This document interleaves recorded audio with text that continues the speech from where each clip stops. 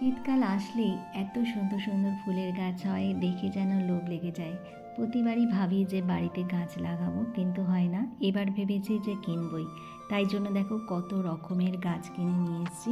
বিভিন্ন ধরনের money plant, ফুলের গাছ, ফলের গাছ, আর এটা কিন্তু বেগুনের গাছ। আর দেখো আমি দুটো বেগুনের গাছ কিনেছি, একটা গ্যাদা, আর এখানে যে গাছটা আছে সামনে এটা কিন্তু লঙ্কা।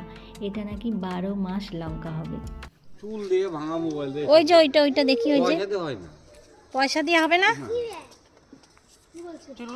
আর ওই যে এইটা কত দাম? ওইটা এই যে এই হাইটা এই যে এই যে এই যে হবে নাকি দেখি। দেখেন চুল। হ্যাঁ 100 টাকা ওইগুলো আমি কিনছি। হ্যাঁ অনেকটা চুল, বাবা। আর দিদির চুল পুরো কালো ঘন, অনেক চুল। তাই জিজ্ঞাসা করছি। আর এই যে এইগুলো সব 50 আর তুমি তো দাম বলে দিচ্ছ, ওনাকে দাম বলতে দাও। কত করে এগুলো? এই যে এগুলো কত? এগুলো 100 100। এই যে এইগুলো না না 50 টাকা করে উনি বেচে ওনারা। কবে কোনগুলো? ওই যে সব 50 না দাদা? যাচ্ছি যাচ্ছি, জুতোটা নিন।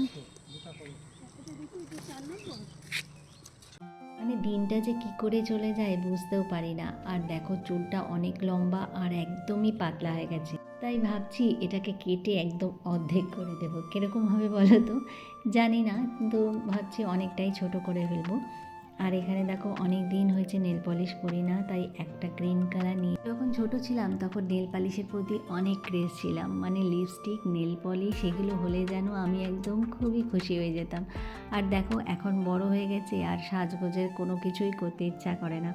আর এইদিকে দেখো আমাদের স্পেশাল মহারানী আরুষি এখন বার্থডে পার্টিতে যাবে, তাই সে মানে অনেক রকম সাজগোজ করবে। আমাকে বলছে আন্টি তুমি আমাকে সাজিয়ে দেবে, আর যত রকমের সাজ আছে মানে তার কোনোটাই যেন বাদ না যায়।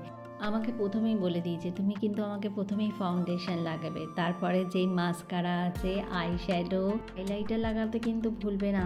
হাইলাইটার দিলে কিন্তু খুব ভালো লাগে। মানে ওর থেকেই আমাকে সাজ শিখতে হবে। দেখো তারপরে আমি একটুখানি ফাউন্ডেশন আর তার সাথে একটুখানি ক্রিম, অল্প করে একটুখানি ফাউন্ডেশন দিয়ে সাজিয়ে দিয়েছিলাম, আর একটুখানি পাউডারও দিয়ে দিচ্ছিলাম। আর পাউডার দেওয়ার সময় আমাকে কি বলছে জানো, বলছে তুমি কি আমাকে সাদা করে দিচ্ছ না? তারপর দেখো ওকে আমি একটুখানি, এদিকে আমার ছেলে বিনায়ক তাকিয়ে তাকিয়ে দেখছে যে আমি কি করছি। ও ভাবছে আমি যদি সাজতে পারতাম, তাই জন্য একটা পাফ নিয়ে মুখের মধ্যে পাউডার করছে আর লুকিয়ে লুকিয়ে দেখছে এদের দিদিভাই কি করছে।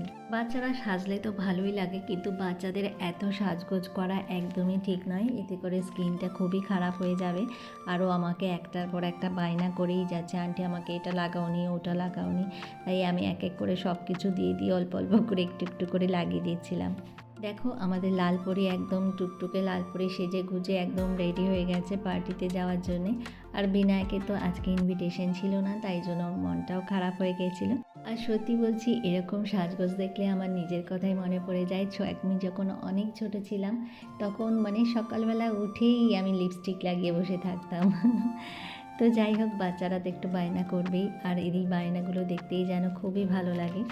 আর দেখো ফ্রেন্ডের বাড়িতে এলেই আমার তো টিফিনটা পুরো একদম কমপ্লিট হয়ে যায়, এত সাজিয়ে গুছিয়ে সব কিছু দেয়। দেখো কত সুন্দরভাবে মুড়ি মেখে দিয়েছে, আবার মুড়ি মাখার পরে কি দিয়েছে জানো, একটা কফি। আর কফিটা কিন্তু খুব ভালো হয়েছে, মানে ও সুন্দর রান্না করতে পারে। আর দেখো দুজনা মিলে এনজয় করছে, গান শুনছে আর নাচ করছে। যাই হোক, তোমাদের সাথে অনেকটা সময় স্পেন্ড করলাম, আর সত্যি বলছি খুবই ভালো লাগে তোমাদের সাথে এই ছোট্টখাটো ভিডিওগুলো শেয়ার করলে, আর আমার দিনটাও ভালোভাবে যায়। তো তোমাদের কীরকম লাগলো অবশ্যই কমেন্ট করে জানিও।